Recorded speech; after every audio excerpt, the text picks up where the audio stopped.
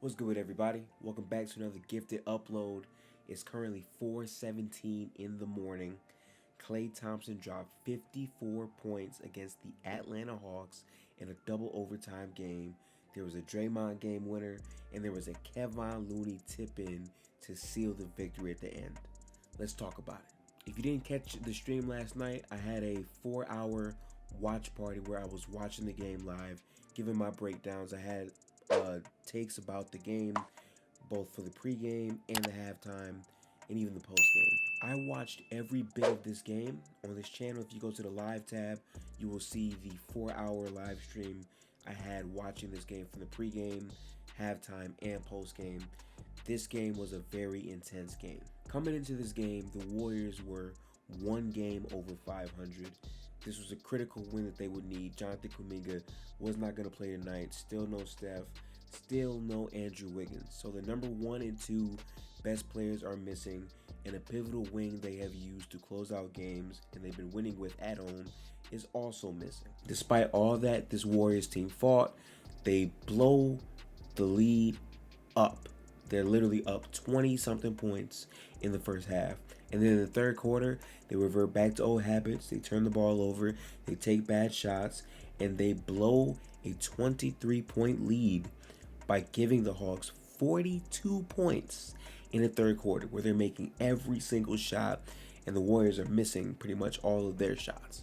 Klay Thompson was the rock that got them through this entire game offensively. 54 points, 10 for 21 from 3. He took 39 shots. Klay Thompson was not afraid of the moment.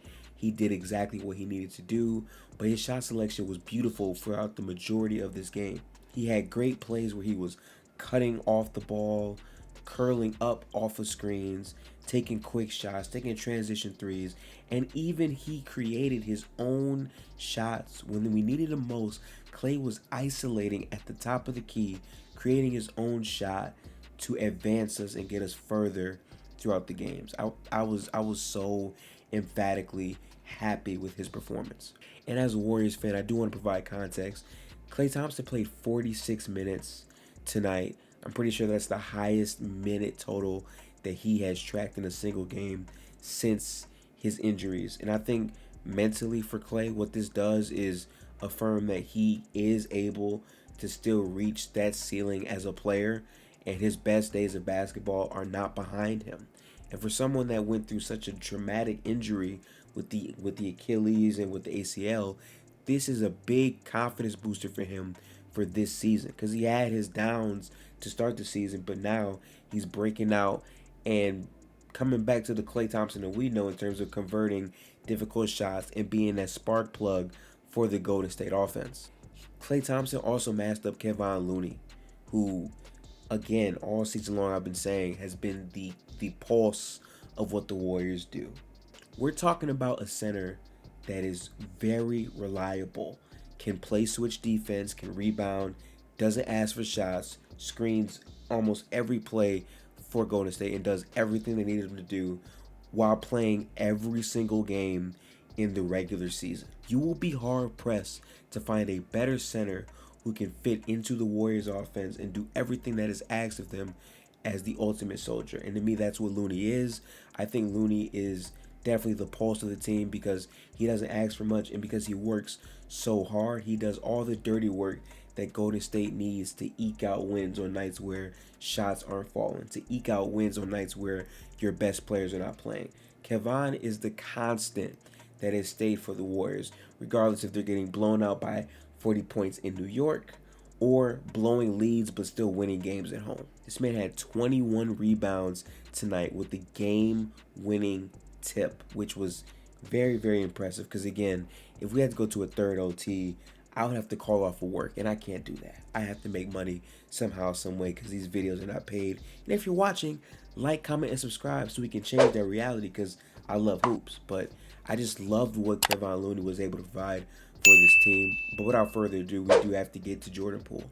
Jordan Poole has been spectacular without Steph Curry. He's played really, really well. But in this game, you kind of saw some of the issues that's plagued him throughout the season in terms of turning the ball over when blitzed with defensive pressure and sometimes shot IQ. The main issue in this game was turnovers, and Jordan Poole had a bunch of costly turnovers in different spots. But the good thing about Poole is Poole had the confidence to keep going, to keep taking shots, and down the stretch in the fourth OT and double OT, Jordan Poole, while he was making mistakes, he would come down the court and also get to the basket and score and hit big threes that kept us in the game. The most impressive part about this victory tonight is that down the stretch, it felt like everyone pitched in. The phantom play with Jordan Poole gets blocked by DeJounte Murray, and the ball ends up in Dante's hands for the top of the key three to get us to the first overtime. And then all this shot making from Klay Thompson to really get us through the entire quarters when our offense is super stagnant.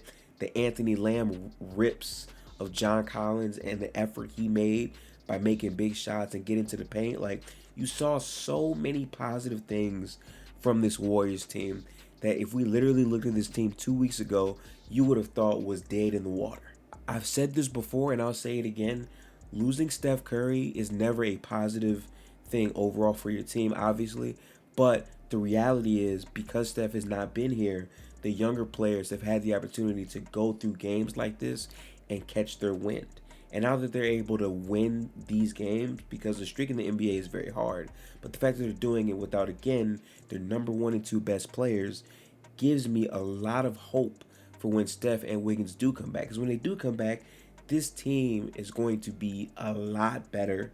You then revert Kuminga to a backup wing playing defense, and how he's been playing the closeout games. These guys are building up the reps and the confidence in Kerr to actually play them in a playoff rotation, which is key if we want to have success for the postseason. This was by far the gutsiest win of the season, and it's crazy because for like 3 games back to back, the Warriors have been making just nothing but gutsy wins. But to sail so many times as we did, but still find ways to take advantage and ultimately win this game despite all the issues that we had, speaks to the resiliency of this team. And if you're going to be a playoff team or a championship team, you have to be resilient and you have to be able to fight through adversity and somehow win, even when you're playing the worst basketball that you're played. You know, you have to find a way to get through that. And this was a very inspiring win. Again, if you want to watch my reaction to some of these plays, feel free to go to the live tab to where you can see the Jordan Poole Trae Young live stream, because again, I was watching all this live on stream and I was so terrified every second. With this win, the Warriors are 4.5 games from the number 1 seed, which to me is just super duper impressive considering where this team was not even 2 weeks ago. So now that they're 4.5 games, they can keep this win streak going up. If they can beat the Suns and the Magic and handle business at home, they will be a problem when Steph Curry and Andrew Wiggins come back.